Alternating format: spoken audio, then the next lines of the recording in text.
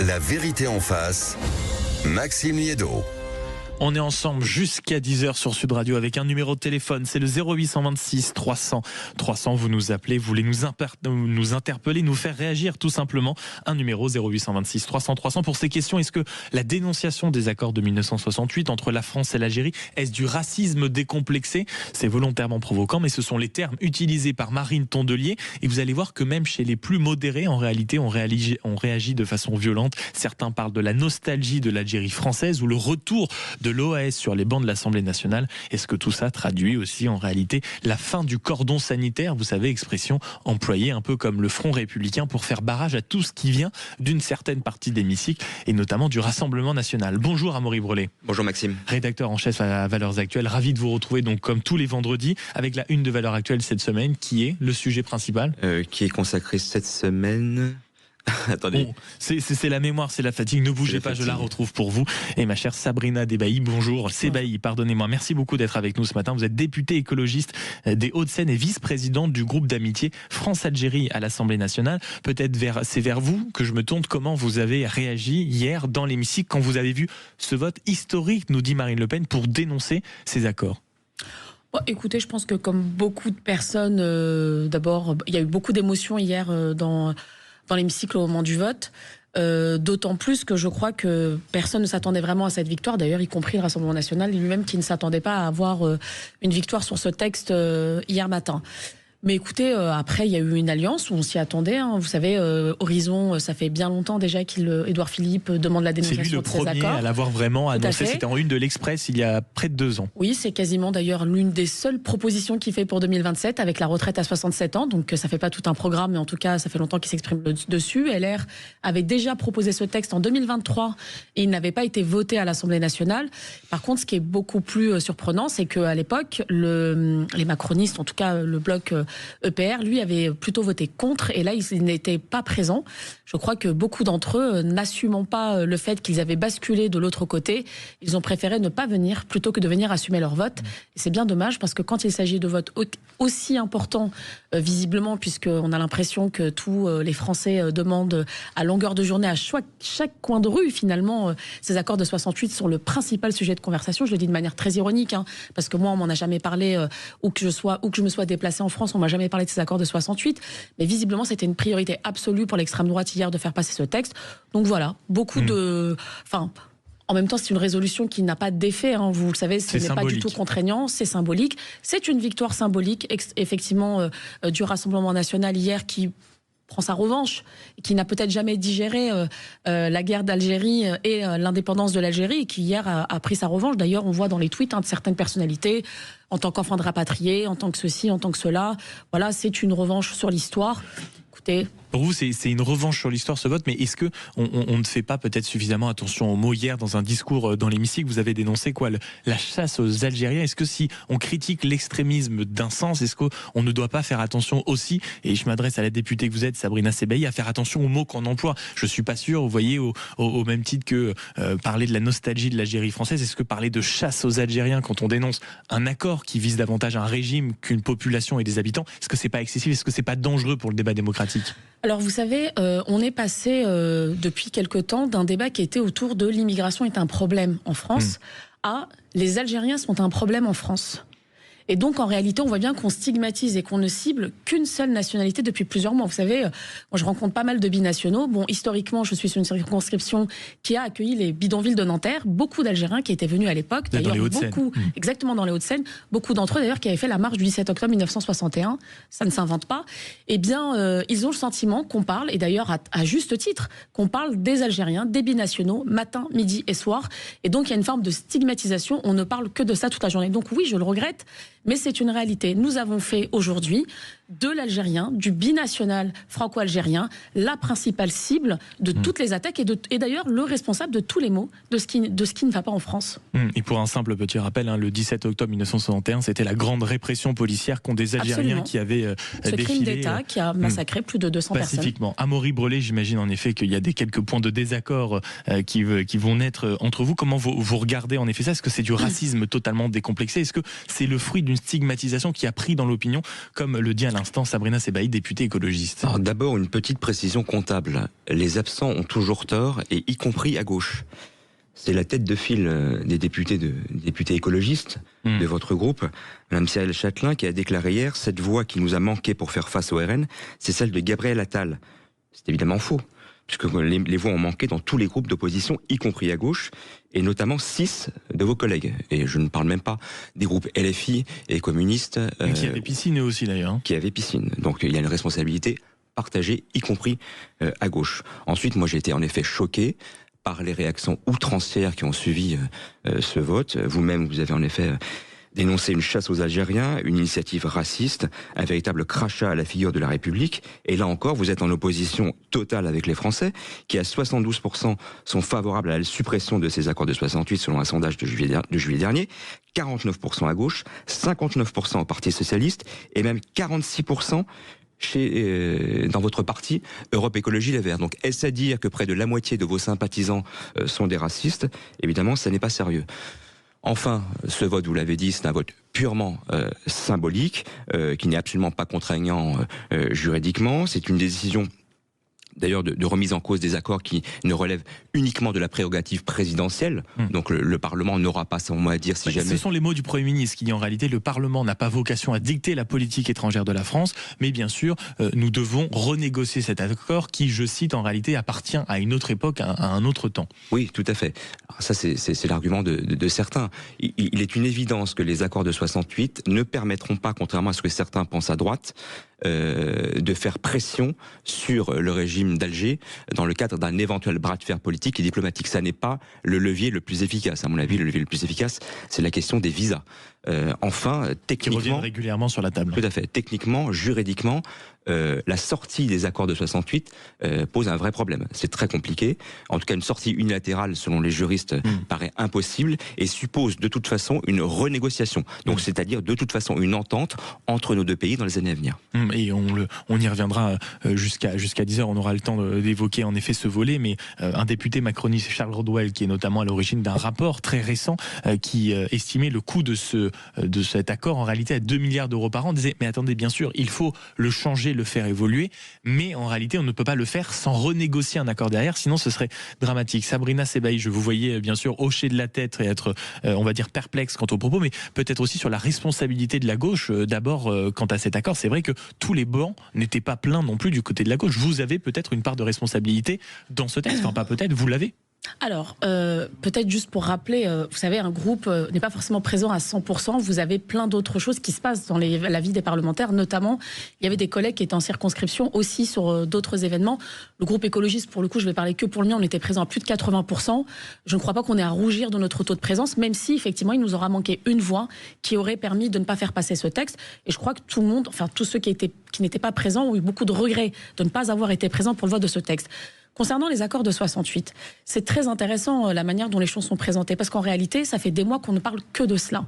Donc, à la radio... Peut-être parce que ça a cristallisé quelque chose. Non, on en a fait un sujet. On en a fait un sujet. Si pas vous justifié demandez, selon vous? Oui, pas justifié, parce que si on demandait aux Français ce qu'il y a exactement dans ces accords de 68, ils seraient incapables de vous dire ce qu'il y a à l'intérieur. D'abord parce qu'ils ont été revus à plusieurs reprises, qu'ils ont été réduits à la baisse. Donc il y a en réalité très peu d'avantages en réalité par ces accords de 68. Ce qu'on ne dit jamais aussi, c'est qu'ils sont en défaveur, par exemple, des étudiants algériens qui n'ont pas le droit au passeport talent, qu'ils n'ont pas le droit de travailler comme les autres étudiants étrangers. Donc il y a aussi des désavantages à ces accords de 68. Récemment, vous avez vu que c'est passé un peu sous les radars, mais on a redonné 1000 visas à certains étudiants algériens sans que ça ne pose de problème, et même avec des relations qui sont plus que tendues. Donc est-ce qu'on peut vraiment dire que l'Algérie, il y a un acharnement diplomatique ou même des... Je suis pas sûr. Alors, c'est pas une question d'acharnement diplomatique, c'est une question d'acharnement parfois médiatique et politico-médiatique. Je crois qu'il faut vraiment faire la nuance des choses. Ensuite, je crois que là où c'est important, c'est qu'à partir du moment où on a fait un sujet qui est devenu un sujet central, forcément, quand on répète à longueur de matin, midi et soir que les accords de 68 sont un problème, eh bien, ça devient un sujet dans la société. Enfin, sur le rapport Rodwell que vous avez évoqué, effectivement, j'étais présente au moment de la présentation de ce rapport, qui nous indique que les accords de 68 coûteraient 2 milliards. C'est vrai que dans ce rapport qui est truffé d'erreurs, d'abord, je le dis, C'est pas par rassurant, exemple, parce que si vous commencez à critiquer les rapports de votre institution, je l'ai critiqué en c'est pas rassurant, parce que c'est un peu comme le rapport de la Cour des comptes. Si on commence à cracher sur les rapports officiels, on ne sait plus où chercher l'info. Parce que la Cour des comptes, pour le coup, ce sont des agents qui ont travaillé sur la base de chiffres, etc. Là, on a des hommes politiques qui ont utilisé des chiffres pour en faire un rapport à charge. Je le dis parce que dans ce rapport, notamment, il est indiqué que, par exemple, les étudiants algériens coûteraient en bourse 132 millions d'euros. Or, la totalité des bourses qui sont attribuées aux étudiants étrangers, c'est moins de 100 millions d'euros.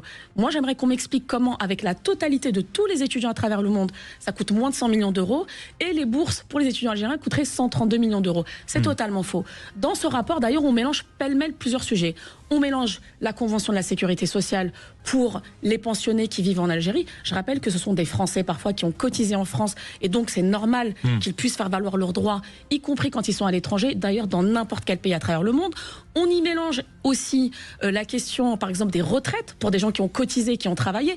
Donc vous voyez bien, ce rapport un grand est totalement... Vous dénoncez en tout cas ce rapport, mais on va essayer d'avancer en effet dans ce débat, et je compte sur vous également, auditeurs. Vous avez peut-être des questions, des interpellations, des réactions quant à ce que vous venez d'entendre. Un seul numéro, c'est le 0826 300 300. Vous nous appelez, vous êtes nombreux. On vous passe un coup de fil dans un instant, notamment sur ce vote concernant les accords de 1968 entre la France et l'Algérie. Est-ce du racisme totalement décomplexé, ou est-ce qu'au contraire, c'est peut-être un retour du bon sens de la part de la France qui devait taper du poing sur la table par rapport à certains abus qu'il pouvait y avoir? Je vous donne la parole à Maury Brelet, parce que c'est la députée qui venait de terminer son propos en disant en réalité le rapport il disait beaucoup de choses d'inexactes, il y a des points qu'on ne peut pas prendre comme tels, comme étant acquis. On doit absolument écarter le fait que ce soit aujourd'hui un sujet absolument médiatique. Comment est-ce que vous êtes d'accord avec ces théories? Est-ce qu'on n'en a pas peut-être trop fait par rapport à l'Algérie ces derniers mois? Non, mais pour moi, le coût des accords de 1968 n'est pas une raison suffisante pour les remettre en cause.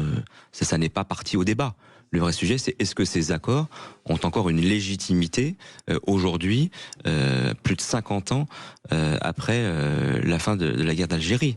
Aujourd'hui, les ressortissants algériens, à travers ces accords, bénéficient d'un statut dérogatoire absolument unique en France, qu'il s'agisse de circulation, de séjour, de regroupement familial ou d'allocation sociale. Il est vrai cependant qu'ils ne bénéficient pas d'un certain nombre d'avantages liés au droit commun des étrangers. Vous l'avez dit notamment concernant les étudiants. Donc ça n'est pas la remise en cause de ces accords n'est pas la panacée, contrairement à ce que répète inlassablement la droite depuis des années. Ça n'est pas la panacée pour, résoudre le problème, comme redémarrer notre relation historique et douloureuse entre nos deux pays, et notamment dans l'idée d'engager un bras de fer, parce que derrière la remise en cause de ces accords, c'est l'idée d'engager un bras de fer diplomatique et politique avec le régime d'Alger, qui, je le rappelle aussi, détient toujours 2 de nos compatriotes dans ses prisons, Boualem Sansal et Christopher Glaise. Mais comment vous regardez ça, Madame la députée? C'est vrai que quand on regarde, c'est toujours un peu délicat, et je vous dis comme je le ressens et comme je le vois, et Dieu sait que j'ai les yeux penchés sur l'actualité, notamment en ce moment. C'est toujours un peu délicat d'avoir des députés qui viennent les larmes aux yeux en dénonçant un texte porté par le Rassemblement national, et tout d'un coup avoir l'impression qu'ils se fascinent pour cette cause-là. Quand Boualem Sansal est emprisonné ou quand Christopher Glaise est détenu, on n'a pas l'impression que ça provoque la vive émotion, pour rester poli. Donc comment vous expliquez cette sensation d'être toujours, on va dire, un peu plus du côté du régime plutôt que de nos compatriotes? On le disait tout à l'heure en débat, on a l'impression aujourd'hui que c'est devenu une habitude et qu'on doit à chaque fois tendre l'autre joue concernant le régime algérien. Vous n'êtes pas d'accord, vous qui êtes présidente de ce groupe d'amitié à l'Assemblée nationale? Non, je pense que vraiment, pour moi déjà, je dissocie vraiment les sujets. Il y a eu beaucoup d'émotions suite, bien évidemment, à l'arrestation de nos compatriotes et au fait qu'ils sont emprisonnés, que ce soit Boualem Sansal, Christophe Glaise, et d'ailleurs je pourrais y ajouter, y compris Cécile Collère, Jacques Paris, tous les otages, en tout cas les otages en Iran, et bien sûr qu'il y a beaucoup d'émotions, et je crois, on a été plusieurs à le dire, que nous avions d'ailleurs défendu le fait qu'ils soient libérés de manière inconditionnelle. Justement, nous ne voulions pas poser de conditions, et nous pensons que la voie diplomatique et la voie du dialogue est la meilleure solution pour obtenir leur libération. Oui, mais c'est pareil, en fait, y compris avec d'autres pays. En réalité, la question diplomatique, c'est ce qui permet parfois, très souvent, de sortir par le haut dans des situations de crise. Je le dis. Donc pour vous, le bras de fer, ou même est-ce que vous pensez qu'à un moment, on en arrivera jusque-là, jusqu'au bras de fer, au sommet de l'État? Écoutez, en tout cas, moi, ce que je pense, c'est que tant qu'on n'a pas utilisé tous les moyens tous les moyens dont on peut disposer en matière de diplomatie, il faut aller jusqu'au bout des processus pour obtenir leur libération. La deuxième chose, c'est que je crois, et je l'ai dit parce qu'à un moment, on a beaucoup parlé, vous l'avez dit, de la question de ces accords de 68, mais pas que, parce qu'en réalité, quand on dit c'est un régime dérogatoire, oui, ces accords sont le fruit de l'histoire. Ils ne tombent pas du ciel. Il y a eu d'abord les accords d'Évian, puis les accords de 68 qui ont été, vous l'avez dit, modifiés à 3 reprises. C'est le fruit de l'histoire. Est-ce qu'aujourd'hui, il est vrai de dire que l'Algérie a occupé une place particulière dans l'empire colonial français? C'est un fait historique. Est-ce qu'on peut aussi dire dans ce cas-là, en face de cet argument, de dire qu'aujourd'hui, en réalité, l'Algérie n'occupe pas la même place et que c'est un des pays qui se met le plus en opposition vis-à-vis de la politique de la France et qui ne respecte pas ni l'accord, ni certaines règles, contrairement à d'autres pays concernant en effet la reprise de certains des OQTF et énormément de conditions qui ne sont pas respectées. Puisqu'on parle de la question des OQTF, vous savez que la question de la reprise des OQTF, c'est à peu près équivalent dans de nombreux pays. On est autour de 5% de la reprise des OQTF. La réalité, c'est qu'au moment où les relations étaient plutôt au beau fixe... Oui. En tout cas, je peux vous dire que jusqu'à présent, c'était autour de 5%. Aujourd'hui, ça ne l'est plus. On est dans un bras de fer sur la question des OQTF, c'est vrai. Par contre, ce qui est vrai, c'est qu'en 2022, quand le président Macron se rend en Algérie, que les relations diplomatiques étaient plutôt au beau fixe, les OQTF avaient repris, parce que les relations, la coopération sécuritaire dont on a besoin dans l'intérêt de la France, là encore, la coopération économique dans l'intérêt de la France avait repris, ça fonctionnait plutôt bien. Dès que ça se tend, ça s'arrête. C'est comme dans toutes nos relations bilatérales avec d'autres États en réalité. Donc on tente la diplomatie par-dessus tout. Amaury Brolé, comment vous regardez? Est-ce que vous pensez, qu'on doit poursuivre la diplomatie, même quand hélas elle ne tient pas forcément sa parole? Est-ce que vous pensez qu'à un moment ou à un autre, on arrivera jusqu'au sommet de l'État pour intervenir dans ce dossier? On mesure pour l'instant en effet la prudence du président de la République. Je crois que de ce point de vue-là, tout a été tenté et essayé par Emmanuel Macron et les services de l'État depuis l'arrestation et l'incarcération de Boualem Sansal. Donc la voie diplomatique, malheureusement, ne fonctionne pas. La relation entre la France et l'Algérie, elle a véritablement déraillé, au-delà de notre relation compliquée depuis des décennies, elle a véritablement déraillé au moment de la reconnaissance de la souveraineté du Maroc sur le Sahara occidental. Donc c'est une décision qui a été prise par Emmanuel Macron, qui est une décision politique et qui n'aurait pas dû susciter de la part du régime d'Alger les réactions que l'on a vues. Enfin, on a quand même essayé par la suite de justifier l'emprisonnement de Boualem Sansal par rapport au fait d'avoir reconnu cette paternité. Mais absolument, et on a eu droit à des déclarations notamment de ministres algériens, y compris d'ailleurs du président totalement outrancière, qui n'était pas d'ailleurs sans rappeler les déclarations passées du président Bouteflika, qu'il y a déjà 20 ans, comparait la colonisation française en Algérie à un génocide et comparait les Français à des nazis. Donc on en est là aujourd'hui. Donc la relation aujourd'hui, elle est au fond du trou et malheureusement, il n'y a rien pour en sortir, d'où l'idée de la droite d'engager un bras de fer politique et diplomatique qui me paraît en effet la seule solution à moyen terme.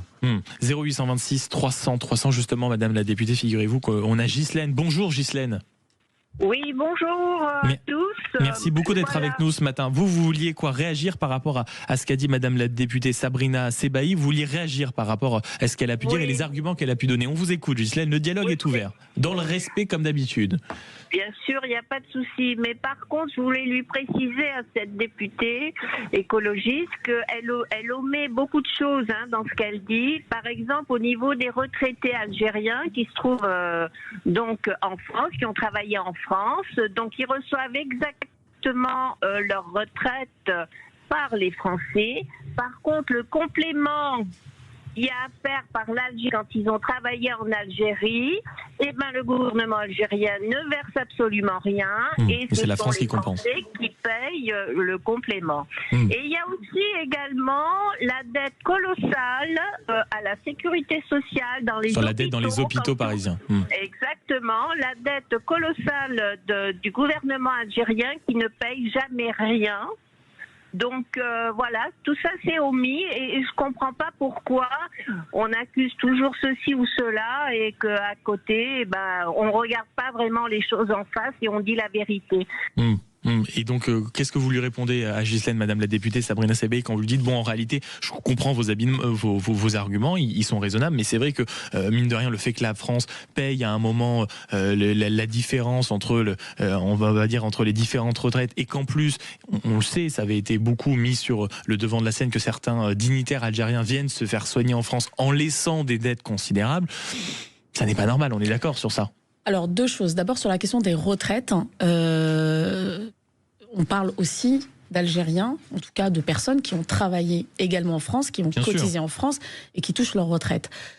Vous savez, la France, d'ailleurs, quand on parle de complément, c'est pas un complément de retraite. C'est juste que quand les personnes sont aux minima sociaux, on complète par l'ASPA notamment, pour leur permettre de vivre dignement. Et je crois qu'on le fait pour absolument toutes les nationalités qui vivent en France. Quand elles sont sous un certain seuil un minima social, on complète par l'ASPA. Donc, vraiment, je le dis, je comprends le fait... Ce n'est pas quelque chose qui vous choque, en réalité? Ça ne me choque pas, parce que moi, pour moi, la France, c'est un pays qui est extrêmement grand. C'est une puissance qui, pour le coup, ne laisse personne sur le bord de la route, et que quand nous avons des personnes âgées qui vivent sous le seuil de minima sociaux, eh bien oui, on complète leur salaire et leurs minima sociaux. La deuxième chose concernant les dettes hospitalières, là aussi, moi j'ai eu l'occasion, notamment on a eu l'occasion d'auditionner l'ambassadeur de France en Algérie, avec qui on a abordé cette question-là en commission des affaires étrangères. Eh bien la réalité, c'est qu'il y a eu par le passé effectivement une dette hospitalière qui a été quasiment intégralement payé par l'Algérie. Aujourd'hui, il reste un reliquat de 2 millions, il me semble, sur des facturations, et donc il y a des négociations en cours pour terminer ce reliquat.